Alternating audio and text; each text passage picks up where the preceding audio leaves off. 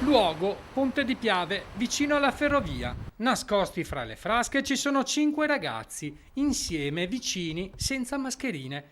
Un gesto da sconsiderati per il gruppo che poi si disperde. Ma anche uno dei pochi casi nei quali i trevigiani hanno violato le regole in questa giornata di Pasquetta all'insegna dei controlli. Una festività così non si era mai vista. La voglia di festeggiare è rimasta in gran parte dentro le 4 mura domestiche. D'altronde a presidiare questa festa blindata oltre 2000 gli agenti per impedire che le misure restrittive vengano violate. Per la Pasquetta sono stati impiegati i carabinieri con 250 pattuglie per 500 militari, stesso numero per Polizia Stradale e la Polizia di Stato, oltre alla Guardia di Finanza con numeri di poco inferiori, e agli uomini delle varie polizie locali. Sotto la lente di ingrandimento, per quanto riguarda la Marca, ci sono almeno 3 aree sensibili agli assembramenti.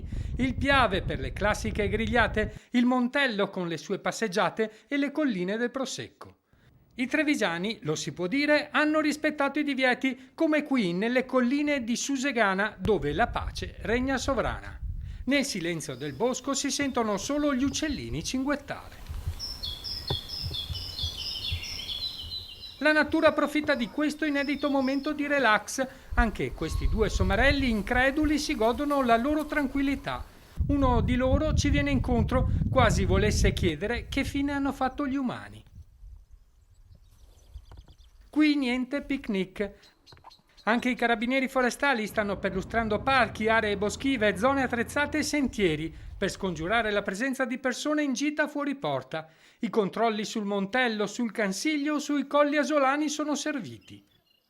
Decine e decine i controlli sull'intero argine del Piave, da Segusino a Nervesa, da Maserada a Ponte di Piave.